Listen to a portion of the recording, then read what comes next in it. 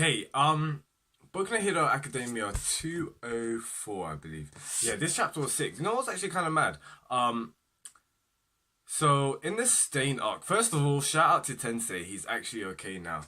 Like, it's been ages since we've seen anything about him. So it's kind of cool. He's still in a wheelchair. Which one is kind of crazy because it shows you what Stain actually did to him. But two, it shows you that things which happened in previous arcs still hold weight to like to the next arcs. It still has consequences, which is kind of cool because there's some series where like something will happen in the previous arc and in the next arc will be like it never happened. So it's awesome that it's continuous, that the story holds weight, consequences are real, damages and injuries in this series are real as well, so which is really awesome. So yeah, with Stain and like the whole arc and all that kind of stuff, when I was reading this chapter, I really did get some flashbacks to that arc. And the main thing is probably when, like, the big thing about that arc was like Ida goes off to fight Stain, and when Deku and Todoroki comes in to help, like, Ida's just like, this isn't your fight, you shouldn't be helping me. But obviously the whole point is just like, it's our job to butt in and all that kind of stuff. And what Ida was so against, he's now doing it in this chapter. He's now doing it in this practice, in this like test, you could say. He basically butts in Ojiro's and the twisting guy. That twisting guy, like the gyrating guy's quirk. That guy, he basically includes himself in that fight. He interrupts the fight and just finishes it. And that's what you should be doing, Sometimes by pride, we're like, no, this is my fight, I should be doing it. But hang on, no. The point of it is to save.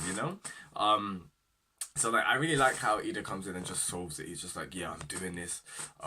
This is what my brother will do, and I'm just following him. So that's really cool. So the whole thing with Ida's quirk, he's tuned his engine in a sense. He ripped out his muffler, which is rather graphic if you ask me. It must have been extremely painful. Like, you see it in the page, he's crying, he's biting down on a towel. It shows you like what he's doing. He's persevering, he's being rather disciplined, which I really do love about Ida's character. Like, he's going through the motions, and a lot of us must have felt like sometimes Ida gets left out. We feel like, Todoroki always gets the limelight, Bakugo gets his screen time, Deku of course, but like, where's my boy Ida? So like, it's awesome to see him now, and I just have to rate him so much, how he's actually pulling out parts of himself basically, because this is attached to his leg. Like, the whole engine part is not like part of the costume, this is his leg. So like, of course that must have been painful. And imagine like the whole process, because you're taking it out, it has to heal, and then it grows back in, and you must have been doing school and training all at the same time as well. So like, yeah, that's kind of crazy. And I've always loved the whole Ida, the Ida family, the Tenya kind of family. Their whole family's heroes. Like, it's been heroes since the grandfathers. So like, I really do like that lineage, and it's the whole sense of what's it called? Culture? No. What's that word? It's on the tip of my tongue. Flip.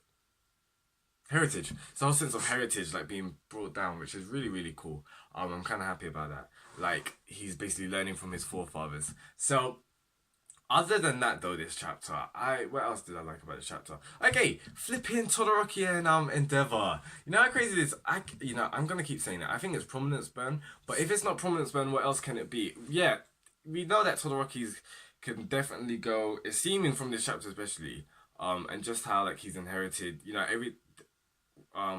As the generations go on, you get stronger and stronger and stronger. So like, Todoroki's firepower is probably stronger than Endeavor's, I'm led to believe. So like, we see these flashbacks, and it's making us believe that, Todoroki next chapter is probably gonna go some next like super blue fire. That'd be freaking awesome. Which would be pretty cool to see. Or like, he's gonna go extremely hot, and that's gonna obviously take out Tetsu. So whether it be prominence burn, I don't know. I'm really intrigued, like, these things, I'm just thinking, right, these students got some durability, like, are they not gonna die? Like, isn't it not dangerous? But yeah, aside from that, so with these whole past couple of chapters, Horikoshi's really been building us up in the sense of the whole Endeavor kind of Todoroki. And we've been led to believe maybe it's prominence burn. All we know is that there's a technique that Endeavor wanted to teach, Todoroki. And from reading this chapter, there's a lot of things about progression and like techniques and becoming better with your quirk, becoming more stronger. So we're gonna probably see Todoroki release something, and Todoroki just has to combat this because I feel like he's giving himself back because of a lot of his feelings with his father. We know this. It's the whole reason why he didn't want to use his fire side in the first place at the start of the series is because he didn't want to be reminded of his dad. And we know he's gone through such character progression and development to him actually being able to use the fire side and him being comfortable with using it. But he's still holding back. It goes back to when he was a kid. Endeavor was teaching Todoroki something, but Todoroki never wanted to use it. But now his hand has been forced, and it's quite interesting because back then in the sports festival, Todoroki was forcing his hand as well. So yeah, this is gonna be really cool to see. But other than that, I really did love this chapter in the sense of how people are just progressing. It's not the main characters as well. We see Tetsu. He was training in a freaking oven. The guy was training in yeah, that's mad. For his durability. That's definitely thumbnail. That whole wide page when you see like Tetsu's like, it won't work on me. So like he's become durable to fire and ice. And what I really got from this chapter, I was really thinking, wow, Todoroki really isn't like so far ahead of everyone as he used to be. Like right at the start of the series, he basically was, and he relied on his quirk so much. But now like everyone's really catching up. People are developing their quirks. They're getting stronger. I think Todoroki's now realizing, hang on, maybe I need to put in more work. Maybe I need to use more of my fire side, more of my ice. I need to develop my quirk a bit more. So yeah, that page was so awesome. How like these people are really going crazy lengths. Like it seems stupid, but it just seems awesome as well. Like the fact that Ida went through all of that, taking out his mufflers. Tetsu's going through standing in fire basically in ovens just to increase his durability. We know Ujiro's done something as well, which is kind of cool. I've always loved Ujiro. He seems like a plain kind of character, but I think he's awesome. So I'm really intrigued. I feel like after this fight, Todoroki's probably gonna go under Endeavor's wing. Like, I really feel like we're gonna go into an arc where it's like father-son mentoring. We know that Todoroki went under Endeavor for like internship, but it wasn't on screen time. So I really do feel like Horikoshi wants to showcase stuff with in regards to those two characters. But yeah, other than that, guys, what did you think about this chapter? I really am loving Mudman. He's so awesome as a character. I really see him as the equivalent of Todoroki in Class B in the sense of how he's recommended, he's the best.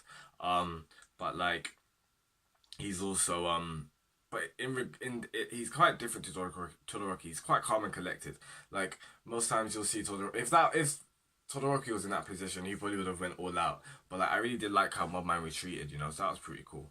But he's obviously got some more tricks up his sleeve. But the whole fact of Ida's engine tuning, his new power boost has now made him even faster than Gran Torino. For 10 minutes, he's basically unstoppable. I really was reminded of Mirio. When Mirio when he used to go crazy. I think it was called Phantom Menace. That was like his technique, and he would just go all over the place. It kind of reminded me of that. But yeah, so I see a little bit of touches of Mirio and also Gran Torino with the speed as well. But yeah, Ida is freaking awesome. I've said this from the first chapter.